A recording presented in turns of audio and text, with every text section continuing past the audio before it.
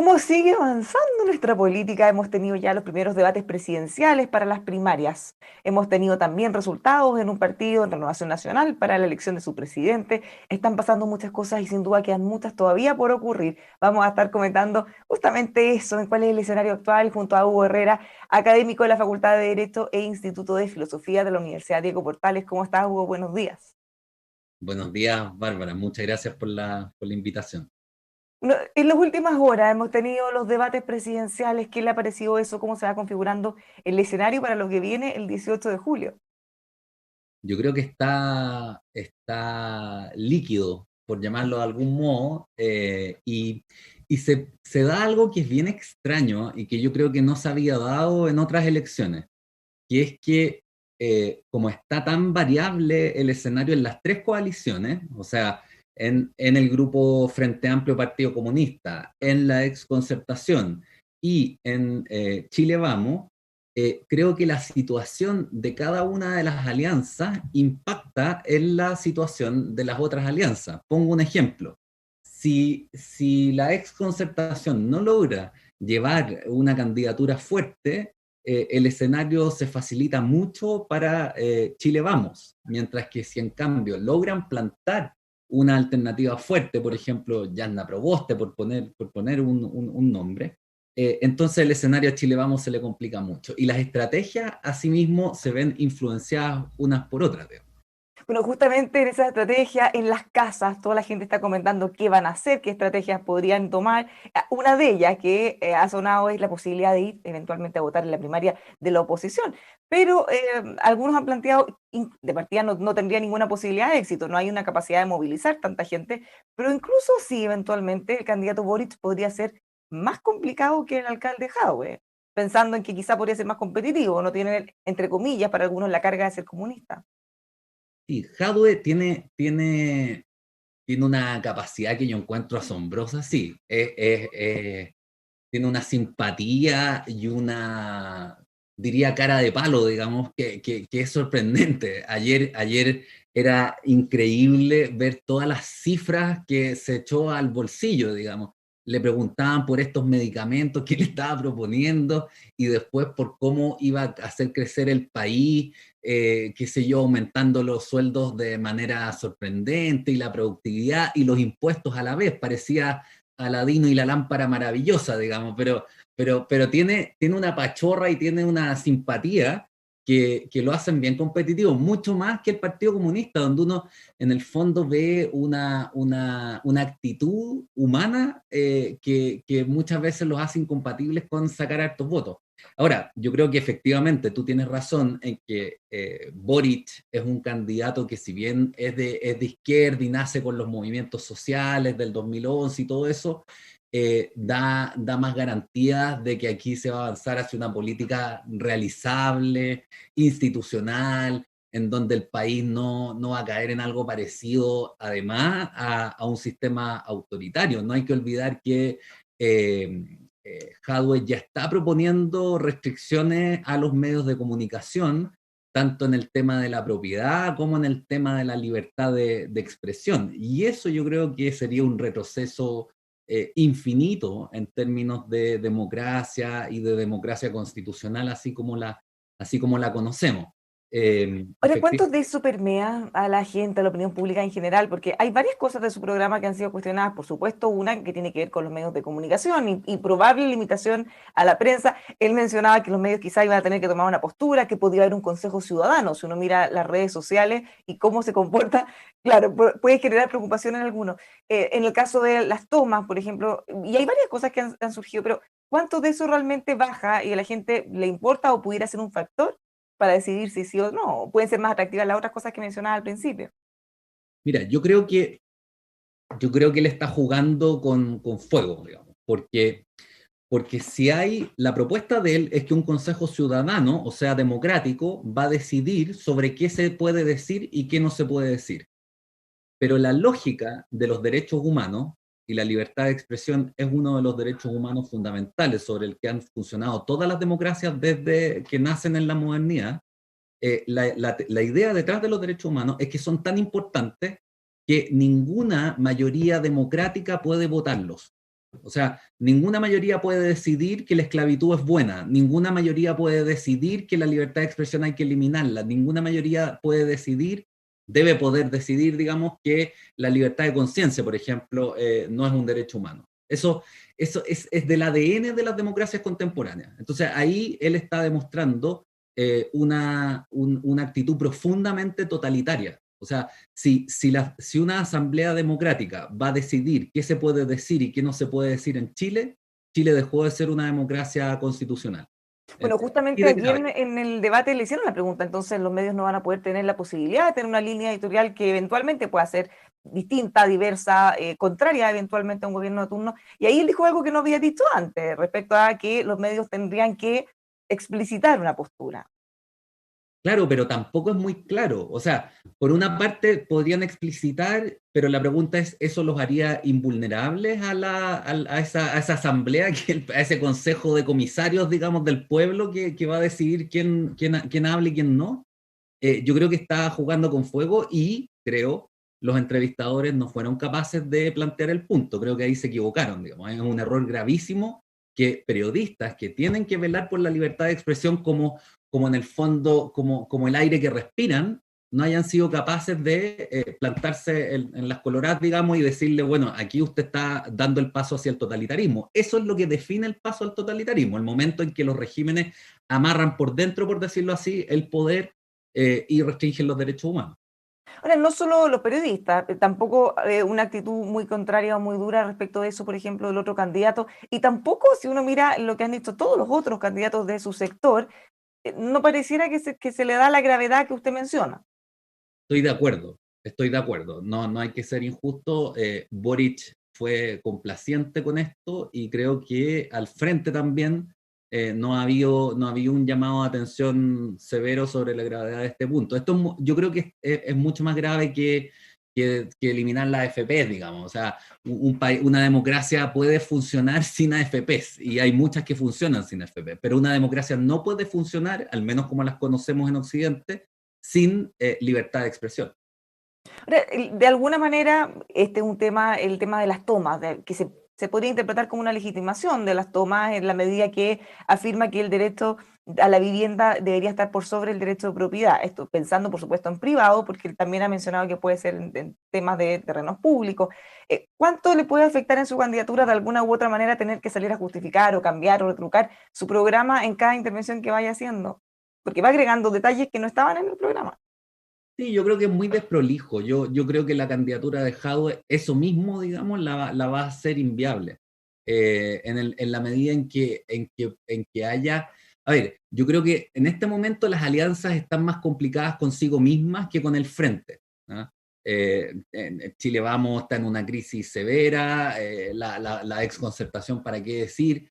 Pero una vez que se conformen las alianzas, una vez que veamos ya que se da el punto de largada a las candidaturas, yo creo y espero, digamos, que el debate va a ir más al fondo de los programas de los candidatos y en ese momento, bueno, las precariedades del programa de Jadwe van a salir a la luz.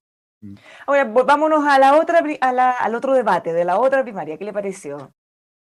Yo creo que es complicada la situación de la centro derecha, porque diría así como para ir despejando, hay tres candidatos que se veían competitivos, que eran Briones, Lavín, digamos, Sichel y Desbordes, hasta el sábado, digamos. Yo creo que lo de Desbordes fue un golpe importante. ¿Y por qué lo veía competitivo? Porque si uno mira la encuesta, no estaba mucho mejor que el candidato Briones o que otro. Sí, ahí yo distinguiría, porque una cosa me parece es la encuesta del CEP, donde estaban todos más o menos parejos, y otra cosa es esta encuesta que sale todas las semanas, digamos, que yo creo que es menos fidedigna, por decirlo así, que la del CEP. Y en ese sentido, creo que era más importante reparar en esto, en que Lavín y Desbordes tenían partidos detrás de ellos, los partidos más grandes de Chile, los dos, la UDI y Renovación Nacional. Mientras que esa es la debilidad de Briones, que con todas sus capacidades no tiene un partido relevante, y Sichel, aparte de Santa Cruz y otros empresarios así que están detrás de él, y algunos operadores políticos como Tomás Fuentes, no tiene partidos o bases sociales de entidad detrás de él. Entonces, en ese sentido, yo creo que el esquema que tenía la centro-derecha de una candidatura de derecha social popular, por decirlo así, la UDI, detrás de Lavín, y una derecha que apuntaba a un centro político en sintonía con partidos como la Democracia Cristiana Alemana o el Partido Popular, como la de Desbordes, era un escenario ideal. Y yo creo que eso, con el triunfo de Chaguán y su actitud respecto a la candidatura de Desbordes, esa estrategia queda debilitada. Y con ellos creo que se comprometen las posibilidades de ganar de la derecha, porque me imagino muy difícil que la centroderecha gane sin una candidatura fuerte de ese sector de centro derecha más político que encabezaba Desbordes. O sea, ese es como, por decirlo así, el flanco izquierdo de la derecha. Y sin ese flanco izquierdo no gana, no llega al 50%. Así como es muy difícil para un comunista llegar al 50% sin aliados muy de centro, así también una candidatura de centro derecha creo que se vuelve inviable sin ese sector bien representado, digamos. Pero usted dice que se volvería inviable asumiendo que ese sector, en el fondo, dado el debilitamiento de Mario Desbordes, se va a restar. Pero están muy divididos, incluso dentro del mismo partido. Dicen, hay algunos que les gustaría más apoyar al candidato Sichel, hay otros que les gustaría también apoyar al candidato Lavín. ¿Por qué usted asume que en el fondo ese espacio se va a perder en la medida que el candidato Mario Desbordes pierda? Porque no era tan probable tampoco que ganara la primaria, según las encuestas, que le ganara a Joaquín Lavín. Claro, no, pero había ahí o sea, por decir algo, hasta antes del fin de semana, uno veía una UDI con su estilo, con su ideología, más cercana, por decirlo así, a Friedman y Jaime Guzmán, por decir algo, por ponerle un eje. Y por otra parte, yo estoy cerca de la candidatura de Borda, así que tengo que hacer público eso también, digamos. Pero por otra parte, lo que veíamos como una centro-derecha más política, que entendía que el mercado es importante, por ejemplo, pero trataba de ponerlo en perspectiva política, entendiendo que el problema que hay en Chile no es económico eminentemente, sino de legitimidad política. Las instituciones están perdiendo legitimidad y eso hay que recomponerlo. Y para eso la economía es importante, pero no puede ser el criterio último, como estaba haciendo para la derecha más fáctica, digamos, qué sé yo, lo que Alamán en su minuto llamaba a los pobres. Entonces, creo que ahí Renovación Nacional cambió, porque si uno mira la lista de Chaguán no se componía de una visión ideológica de fondo. Lo que ocurrió es que Chaguán fue contactado por ciertos grupos con alto poder económico dentro de Renovación Nacional, y se sumó Chalper, que es de otra línea que Chaguán, y en el fondo, por interpósita persona, se tomaron el partido. Eso fue lo que ocurrió. Aquí los grandes triunfadores son Andrés Alamán y Carlos Larraín, digamos, que son los que están detrás de la operación. O sea, usted dice que en el fondo lo que los une básicamente es contra Mario Desbordes. Lo que los une, diría más que eso, es una visión más reaccionaria de la política. Una visión que en el fondo cree que con el acuerdo del 15 de noviembre se traicionó algo así como la derecha tradicional. Pero eso es no entender lo que está pasando, porque si uno mira el asunto desde una perspectiva de derecha política, la primera tarea del sistema político, y esto lo vio Diego Portales, digamos, esto no es ideología de izquierda, la primera tarea del sistema político es producir legitimidad, conjurar la revolución, por decirlo así. Esa es la primera tarea de una centroderecha responsable políticamente. Mientras que para parapetarse en el 20%, parapetarse en la defensa de intereses económicos, parapetarse en una visión partisana de la realidad, como la que tiene Libertad y Desarrollo, por ejemplo, es irresponsable con el país. Eso no es una centroderecha responsable. Entonces, en ese sentido, creo que esos grupos fácticos han comprometido la viabilidad del proyecto político de la centroderecha. Creo que Lavín Desbordes eran el complemento ideal. Dos partidos grandes con dos ideologías distintas, complementarias, avanzando hacia un triunfo en la primera vuelta presidencial. Eso hoy día ya no existe. Y ellos lo destruyeron, digamos. Aquí hay responsables políticos a los que hay que hacer responsables políticos. Si la centro derecha no llega a la primera vuelta, es responsabilidad de los fácticos que prefirieron parapetarse del 22%. ¿Ve posible esa alternativa que no llegue? Porque estamos acostumbrados desde hace mucho tiempo a que funcione así, que siempre son los quienes llegan a segunda vuelta. Mira, hay que reconocerle algo a Jaime Guzmán. La derecha en Chile históricamente fue un tercio.